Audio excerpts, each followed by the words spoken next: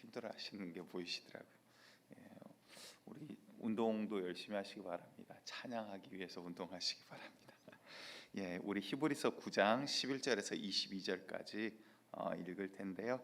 우리 오늘 먼저 나눠서 보도록 할게요. 11절부터 14절까지 먼저 함께 합독하겠습니다. 11절부터 14절까지입니다. 시작. 그리스도께서는 장래 좋은 일에 대제사장으로 오사 손으로 짓지 아니한 것 곧 이 창조에 속하지 아니한 더 크고 온전한 장막으로 말미암아 염소와 송아지의 피로 하지 아니하고 오직 자기의 피로 영원한 속죄를 이루사 단번에 성소에 들어가셨느니라. 염소와 황소의 피와 및 암송아지의 죄를 부정한 자에게 뿌려 그 육체를 정결하게 하여 거룩하게 하거든 하물며 영원하신 성령으로 말미암아 흠없는 자기를 하나님께 드린 그리스도의 피가 어찌 너희 양심을 죽은 행실에서 깨끗하게 하고 살아계신 하나님을 섬기게 하지 못하겠느냐. 아멘. 예, 오늘 먼저 지금까지 했던 이야기들 쭉 다시 한번 되짚지는 않겠습니다. 하지만 지금 한 가지만 이야기하고 있죠. 누구에 대해서 이야기한다고요? 오직 예수 그리스도에 대해서. 너희가 믿는 예수, 너희가 알고 있는 예수, 사람의 것, 사람의 지식, 사람의 율법, 이런 것 모든 것 위에 있는 분이시다. 천사들보다도 그들을 부리시는 분이고 그 모든 보좌 위에, 모든 뛰어난 이름 위에 있는 게 바로 우리 예수님이시다 라고 이야기를 하고는 그분이 우리의 대제사장이요, 그리고 나서는 그분께서 우리를 위하여 이제 장막에 들어가시는데 그 장막이 사람의 손으로 지은 장막이 아니라 이 세상, 이 창조에 속하지 아니한 더 크고 온전한 장막으로 말미암아라고 이야기하십니다. 이게 이제 두 가지인데요. 한 가지는 이제 우리를 위해 찢기실 그 주님의 몸을 가리키기도 하고요. 또 우리를 성전 삼아 오신다라고 표현하시죠. 하지만 진짜 이 장막은 하나님께서 앉아 계신 절대자의 앞을 지금 뜻하고 있습니다. 그런데 그 절대자의 앞에 죄인과 죄나 흠이 있는 자는 설 수가 없더라라는 거예요. 아무리 회개를 한다라고 하더라도 인간의 대제사장도 감히 하나님 앞에 실제적으로는 나아갈 수가 없고 그 모양과 그림자를 따라서, 모형을 따라서 그들이 하더라. 그런데 우리의 예수님은 어떻게 하셨냐? 12절을 보았더니 그러니까 율법과 사람으로도 염소와 송아지의 피로 하지 아니하고 그러한 것들로 정결하게 하지만 우리 주님께서 무엇으로 들여서 나아갔는지 봤더니 오직 무엇으로요? 자기의 피로 영원한 속죄를 이루사 단번에 성소란 말은 하나님께서 계신 곳, 하나님의 보좌 앞으로 나아가셨다라고 말씀을 하고 있습니다. 오직 자기의 피로 인해서, 왜? 자기의 흠 없고 죄 없는 그 온전한 자기 자신을 주님 앞에 드렸다라는 것이죠. 그래서 13절을 보았더니 염소와 황소의 피와 및 암송아지의 죄를 부정한 자에게 뿌려 그 육체를 정결하게 하거나, 이제 율법을 이야기합니다.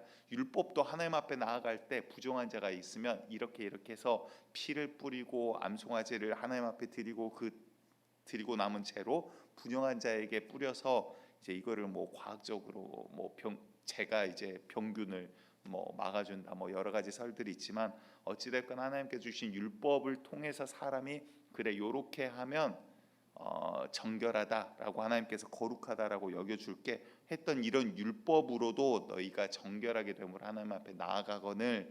이제 중요한 건 14절입니다. 하물며, 두 가지 응용사가 나오는데 하물며 접속사죠. 하물며하고 나중에 어찌라는 이제 단어가 나옵니다. 하물며 너희가 율법으로도 동물의 피로도 이러거든. 하물며 영원하신 성령으로 말미암아 흠 없는 자기를 하나님께 드린 그리스도의 피가, 자 중요한 건 이제 명사는 그리스도의 피예요. 주어는 그리스도의 피가 어찌, 두 번째 이제 접속사가 나오죠.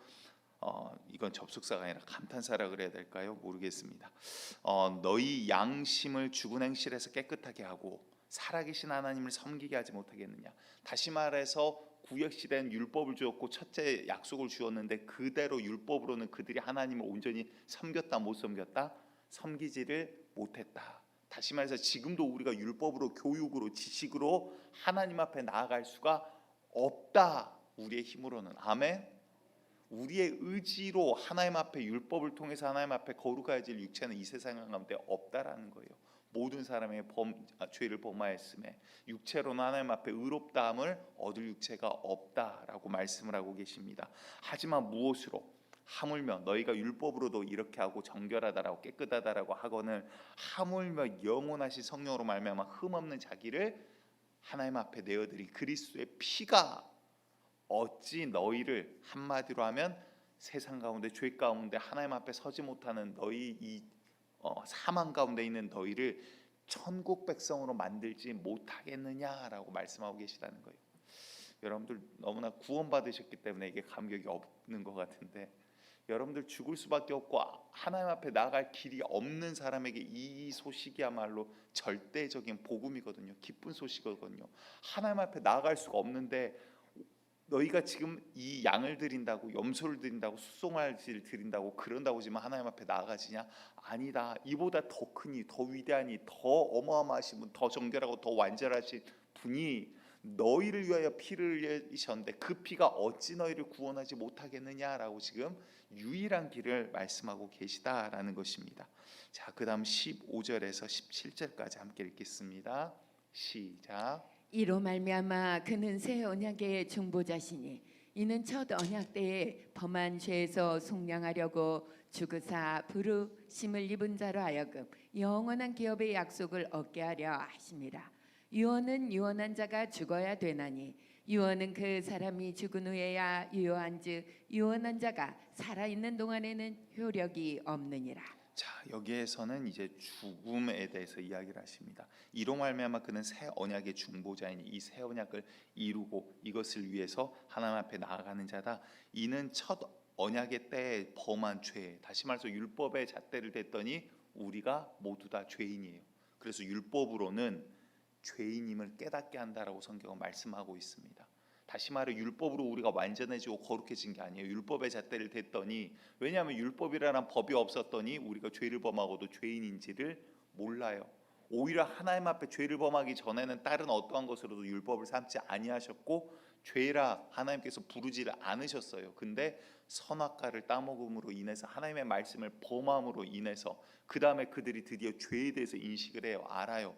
죄를 짓고 죄에 대해서 알면서도 죄를 부정해요.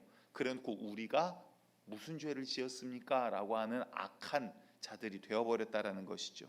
그래서 하나님께서는 이제는 말씀하십니다. 첫 언약 때 범죄한 죄에서 속량하시려고, 구원하시려고 그분께서, 예수께서 죽으셨다. 그리스도께서 우리를 위해서 죽으셨다. 우리를 구원하기 위해서 죽으셨다. 그렇게 해서 부르심을 입은 자로 영원한 기업, 여러분들 기업을 물은다, 기업을 받는다라는 게 무슨 의미인 줄 아십니까? 하나님의 후사가 되고 자녀가 된다라는 의미인 거예요. 피조물이 하나님께서 예배하신 기업을 이어받는다. 내가 살 곳을 천국에서 내가 배당을 받는다. 주어짐을 받는다. 나의 소유가 그곳에 있다. 물질적인 소유를 뜻하는 것이 아니죠. 내가 거할 곳이 그곳에 있다라는 그러한 의미입니다. 여러분들 이것은 감히 피조물이 상상하거나 생각할 수가 없는 일입니다. 그런데 이것을 무엇으로 이루셨냐?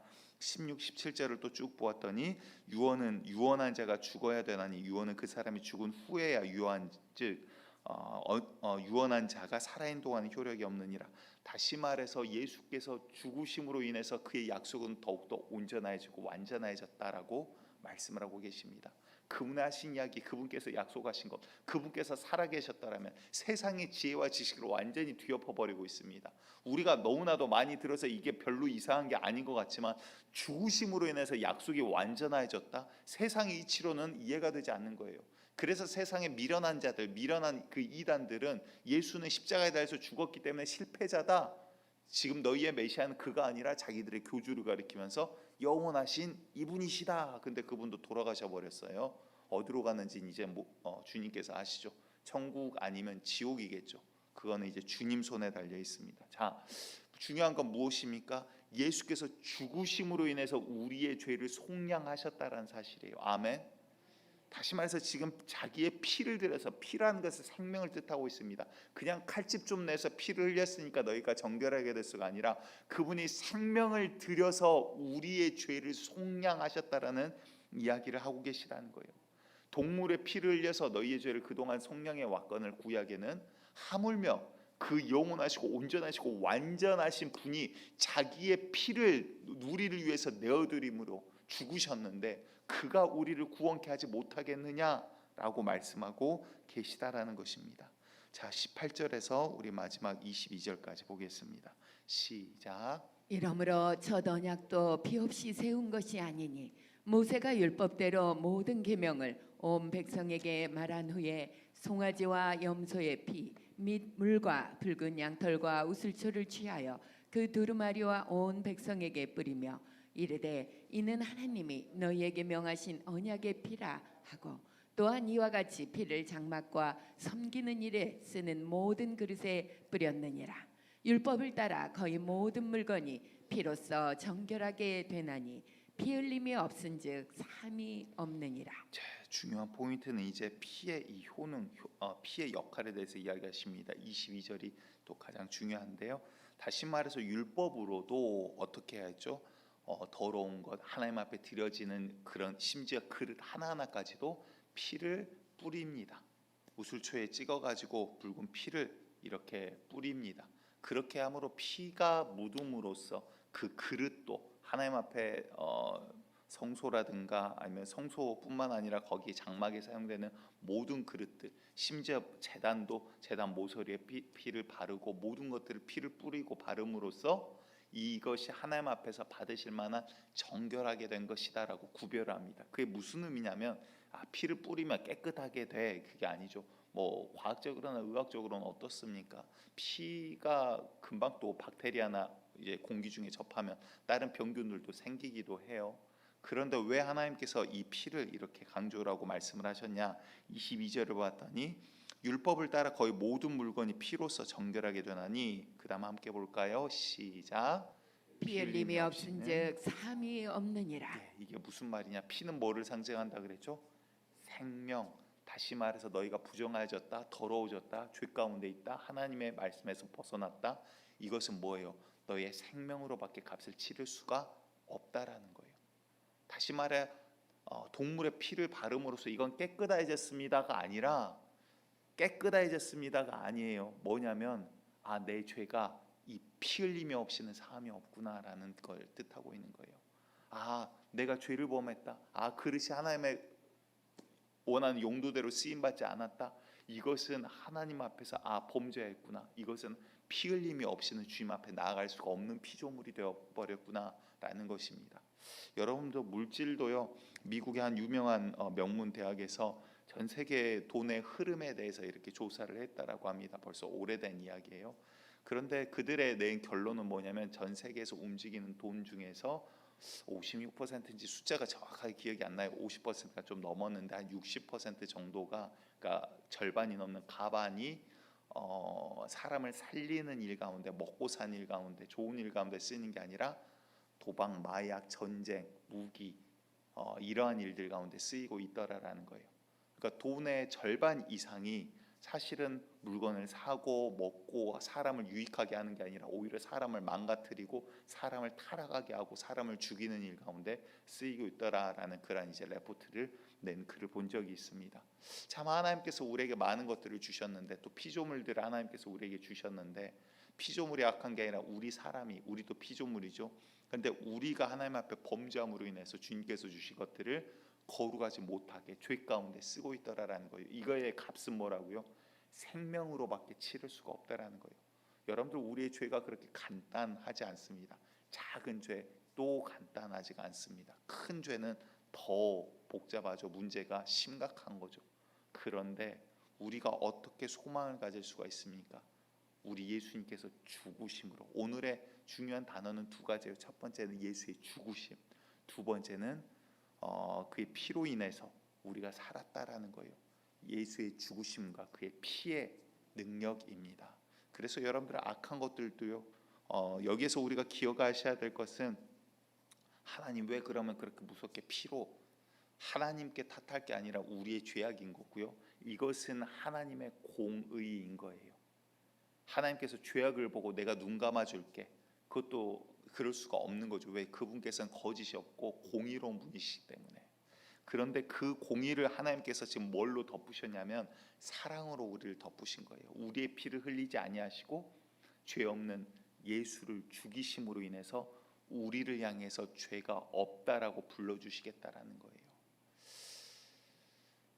예, 새벽이라 감격이 덜한 것 같은데 저녁에 한 번 더 모이시죠. 한 번 더 이야기를 하도록 할게요. 여러분들, 오늘 우리가 살 수 있는 것은 예수님의 피에 의한 그 공의로움 때문에 우리가 살고 있는 것입니다. 여기서 우리가 죽은 행실 가운데 죽어 있는 자는요, 우리를 뜻하고 있는 거고요. 거기에 예수님의 피가 더해짐으로 우리를 주님께서 천국 백성으로 불러주시겠다라는 거예요.